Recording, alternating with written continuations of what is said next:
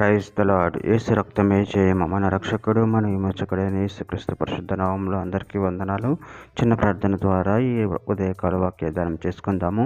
పరిశుద్ధుడ మహాగణుడు అని దేవ యేసయ్య, సర్వాధికారినైనా మీకు వేలాది వందనములు, కృతజ్ఞతాస్తుతి స్తోత్రం చెల్లించుకుంటున్నాను దేవ ఉదయకాలం ప్రభు వాక్యభాగం ధ్యానిస్తుండగా వాక్యభాగం అర్థమవులు సహాయం చేసి మీ కృపలో బలపరిచి మీకు మాదిరిగా మమ్మల్ని నడిపించి మీ చిత్తముని మా జీవితంలో జరిగించమని చిన్న ప్రార్థన ఇస్తున్నాము అడిగి వేడుకుంటున్నాను తండ్రి. Amen amen.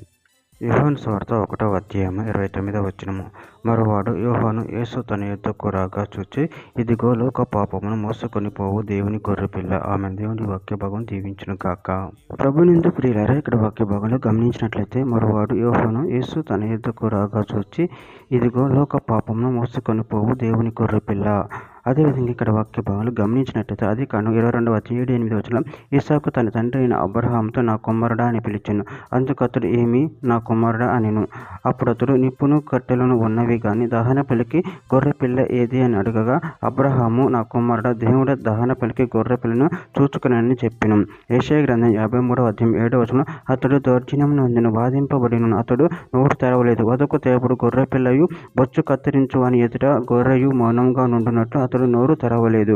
యెషయా గ్రంథం 53వ అధ్యాయం 11వ వచనం. అతడు తనకు కలిగిన వేదనను చూచి తృప్తి నొందెను. నీతిమంతుడైన నా సేవకుడు జనుల దోషమును భరించి ననుకున్న అనుభవ జ్ఞానం చేత అనేకులను నిర్దోషులుగా చేయును.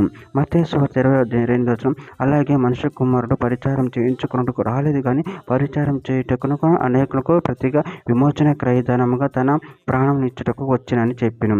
కొరింథీయులకు రాసిన 2వ పత్రిక 5వ అధ్యాయం 21వ వచనం. ఎందుకనగా మనం ఆయన యందు దేవుని నీతి యొగునట్లు పాపమెరగని ఆయనను మన కోసం పాపముగా చేసెను. గలతీయులకు రాసిన పత్రిక 1వ అధ్యాయం 4వ వచనం. మన తండ్రి అయిన దేవుని చిత్త ప్రకారం క్రీస్తు మనను ప్రస్తుతపు దుష్ట కాలంలో నుండి విమోచింపవాలని మన పాపముల నిమిత్తం తను అప్పగించుకొనెను. హెబ్రీయులకు రాసిన పత్రిక 9వ అధ్యాయం 28వ వచనం.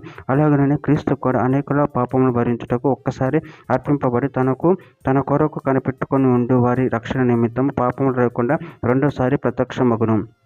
చివరిగా ఒక మాట. పేతురు రాసిన మొదటి పత్రిక 2వ అధ్యాయం 24వ వచనం. మనము పాపముల విషయమై చనిపోయి నీతి విషయమై జీవించినట్లు ఆయనే తన శరీరం అంతా మన పాపమును మ్రాణి మీద మోసుకొనెను. ఆయన పొందిన గాయం చేత మీరు స్వస్థత నొందితిరి. ఆమె దేవుని వాక్య భాగం దీవించును గాక. చిన్న ప్రార్థన చేసుకుందాము.